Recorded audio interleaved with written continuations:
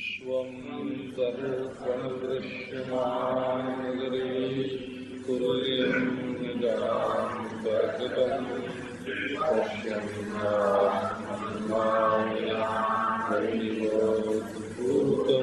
यथा साक्षात् कुरुते प्रबोधसमये आत्मानमेवाद्वयम् तस्मै श्रीगुरुवे नमः। श्रीदक्षिणामूर्ते दूर्वादलद्युतितनुं तरुणाब्जनेत्रम् हेमाम्बरं वरविभूषणभूषण कन्दर्पकोटिकमनीयकिशोरमूर्तिं पूर्तिं मनोरथभुवां भज जानकीशम्। ॐ शान्तिः शान्तिः।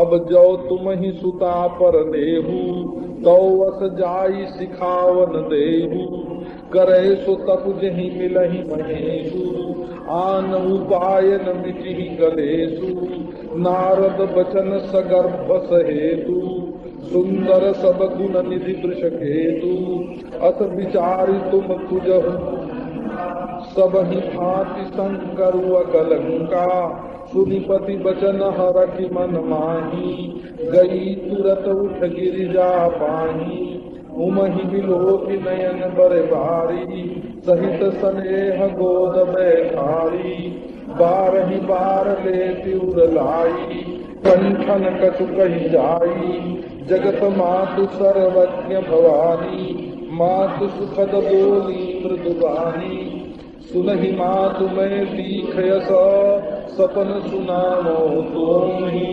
सुंदर गौर सुविप्रवर असौपदेश मोहि सियावर रामचंद्र की जय।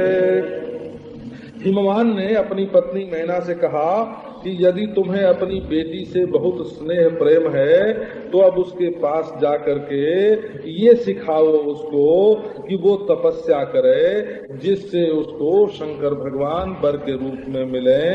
दूसरे उपाय से ये क्लेश नहीं कटेगा। नारद जी का जो वचन है वो सगर्भ है। सगर्भ है माने उसमें बड़ा अभिप्राय है और सहेतु माने युक्त है।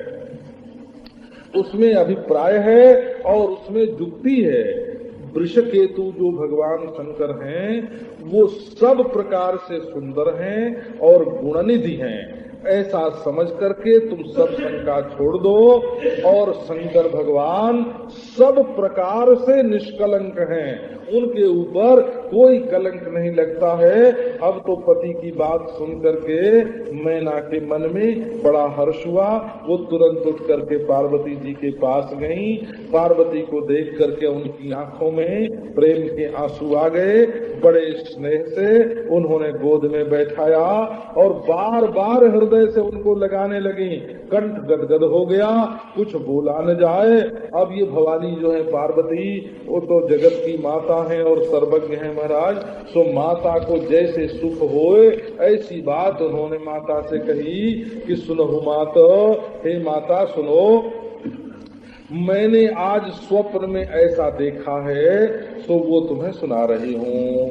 एक सुंदर और गौर और बड़ा योग्य ब्राह्मण श्रेष्ठ स्वप्न में आया मेरे पास और उसने मुझे उपदेश किया। स्वप्न शास्त्र में ऐसा लिखा है कि स्वप्न में अगर गौर वर्ण का, काला नहीं बोला, काला ब्राह्मण नहीं, गौर ब्राह्मण होना चाहिए, गौर वर्ण का, और देखने में सुंदर होवे, स्वस्थ होवे, पुष्ट होवे, हृष्ट होवे और आकर के कोई बात कहे तो वो प्राय सच्ची होती है। तो उसने हमको ऐसा उपदेश किया है, वो बताते हैं।